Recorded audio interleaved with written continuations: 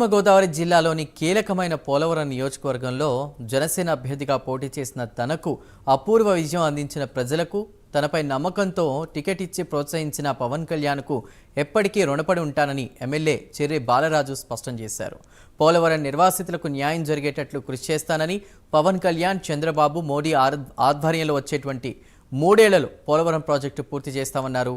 ఇక పవన్ కళ్యాణ్ కృషి వల్లే కూటమి ప్రభుత్వం భారీ మెజార్టీతో అధికారంలోకి వచ్చిందని, పోలవరం నియోజకవర్గంలో తన గెలుపుకు కృషి చేసిన జన సైనికులు, వీర మహిళలు, తెలుగుదేశం పార్టీ కార్యకర్తలు, బీజేపీ నాయకులు అందరికీ కృతజ్ఞతలు తెలియజేసుకుంటున్నానని చెబుతున్న పోలవరం జనసేన పార్టీ ఎమ్మెల్యే చెర్రి బాలరాజుతో మా ప్రతినిధి రాంబాబు ఫేస్ టు ఫేస్.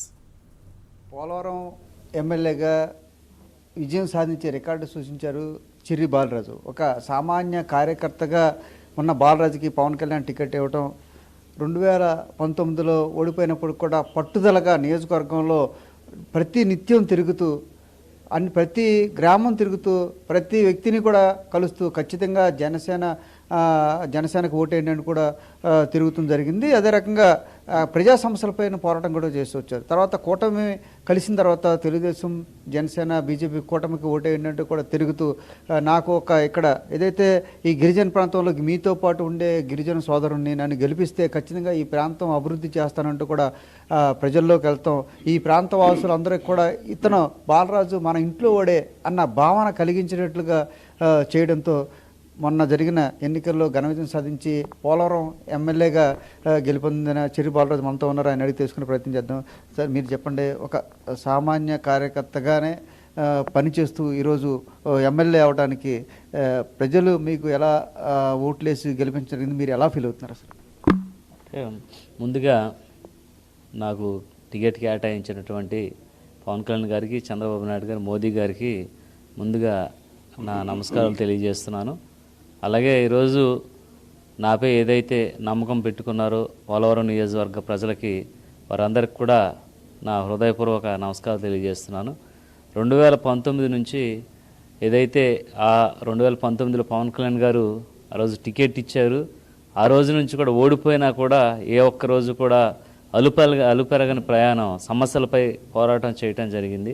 అలాగే ప్రతి ఇష్యూ కూడా ఈరోజు 5 ఏళ్లలో ఇప్పుడు ఉన్నటువంటి ఏదైతే వైసీపీ ప్రభుత్వం ఈ ప్రజలని గాలికి వదిలేసి సంక్షేమ పథకాలతో ఎన్నో అబద్ధాలు చెప్పి ఈరోజు 2019లో అధికారం వచ్చిన దగ్గర నుంచి 2024 వరకు ఏ ఒక్క అభివృద్ధి కార్యక్రమం చేయకోకుండా ప్రజల్ని ఎంతో ఇబ్బంది పెట్టే పరిస్థితి ఏర్పడింది. ప్రజలందరూ కూడా చూశారు ఈ 5 ఏళ్లలో ఏదైతే ఎమ్మెల్యేలు కానీ, మంత్రులు కానీ, వైసీపీలో ఉన్నటువంటి ఎమ్మెల్యేలు, మంత్రులు కేవలం అక్కడ జగన్మోహన్ రెడ్డి చిడత భజనలు, అలాగే ఇక్కడ ఉన్నటువంటి ఏదైతే ప్రతిపక్షంలో ఉన్నటువంటి నాయకుల్ని తిట్టడం తప్ప ఎక్కడ కూడా సమస్యలపై మాట్లాడిన అసెంబ్లీలో కానీ, పార్లమెంట్లో కానీ మాట్లాడిన దాఖలాలు ఎక్కడ లేవు. ప్రజలందరూ కూడా చూశారు. తప్పకుండా ఈసారి ఎన్డీఏ కూటమిని నెగ్గించాలి, ప్రభుత్వాన్ని తీసుకురావాలన్న ఒక్క సంకల్పంతో ఈరోజు రాష్ట్ర వ్యాప్తంగా ఉన్నటువంటి వైసీపీ ఈరోజు అధపాతాలను తొక్కి కనీసం అక్కడ ఉన్నటువంటి ప్రతిపక్షంలో కూడా లేకుండా ప్రజానీకం చేశారు. ఈరోజు ప్రజలు తలుచుకుంటే ఏదైనా చేస్తారనేటువంటి దానికి ఈరోజు నిదర్శనంగా మన ప్రజానీకాన్ని నిలిచారు. 5 కోట్ల మంది ప్రజలు ఈరోజు ఏకదాటిపై ఎన్డీఏ కూటమి రావాలి, పవన్ కళ్యాణ్ గారు, చంద్రబాబు నాయుడు గారు, మోదీ గారి సమక్షంలో అభివృద్ధి జరగాలి అనే ఒక మంచి సంకల్పంతో ఏదైతే ఈ నిర్ణయం తీసుకున్నారో, దీనికి ఎన్డీఏ ఏదైతే నాయకులు ఉన్నారో వారందరూ కూడా, మా ఎమ్మెల్యేలు కానీ, మంత్రులు కానీ, అలాగే మినిస్టర్స్ కానీ తప్పకుండా మాపై పెట్టుకున్నటువంటి నమ్మకాన్ని మేము వమ్ము చేయకోకుండా. 2019లో మీకు అతి తక్కువ మెజార్టీ వచ్చింది పోటీ చేసినప్పుడు కూడా. చాలామంది బాలరాజు అయితే గెలవడం, మాకు టికెట్లు ఇవ్వండి అంటూ కూడా పవన్ కళ్యాణ్ మీద చాలామంది ఒత్తిడి చేశారు. అయినప్పుడు కూడా ఆయన టికెట్ ఇచ్చారు. ఈ గెలుపు ఎలా చూస్తారు? అంటే మేము నా కష్టాన్ని కళ్యాణ్ గారు గుర్తించారండి. 2019 నుంచి ఏం చేశారనేది అధిష్టానానికి తెలుసు. ఎన్ని పోరాటాలు చేశామో, ప్రజల కోసం ఎలా నిలబడ్డామో, అనేకమైన కేసులు ఈరోజు పెట్టించుకొని ప్రజల కోసం నిలబడ్డాం. కనుక తప్పకుండా మేము కష్టపడ్డాం కాబట్టి ప్రతిఫలం వస్తుందని మాకు మొదటి నుంచి తెలుసు. దీన్ని ఖచ్చితంగా ఏదైతే పోలవరం ప్రాజెక్టు నిర్వాసితుల్ని సమస్యలు తీరాలంటే ఇక్కడ జనసేన పార్టీ అభ్యర్థి ఉండాలి, జనసేన పార్టీ గెలవాలని ఒక దృఢమైన సంకల్పంతో చంద్రబాబు నాయుడు గారితో, మోదీ గారితో ఈ నిర్ణయం తీసుకొని 100 సంవత్సరాల వరకు మనం గుర్తుండిపోయేలాగా ఈరోజు ఈ ప్రాజెక్టుపై శిలాఫలకం ఉండాలి, మనం ప్రారంభోత్సవం చేయాలి మన ప్రభుత్వంలో అని ఆయన ఈ నిర్ణయం తీసుకోవడం జరిగింది. 3 పార్టీలను కలిపి కేంద్రంలో కూడా ఈరోజు కీ రోల్గా పోషించి అక్కడ కూడా ఏదైతే బీజేపీ పార్టీ అధికారంలోకి రావడానికి ఈయన కీ రోల్ పోషించారు. ఈరోజు రాష్ట్రంలోనే కాదు దేశంలోనే ఈయన మెయిన్ లీడర్గా ఈరోజు నిలబడ్డారు. దానికి మేము జన సైనికులుగా అలాగే జనసేన నాయకులుగా మేమంతా కూడా గర్వపడుతున్నాం.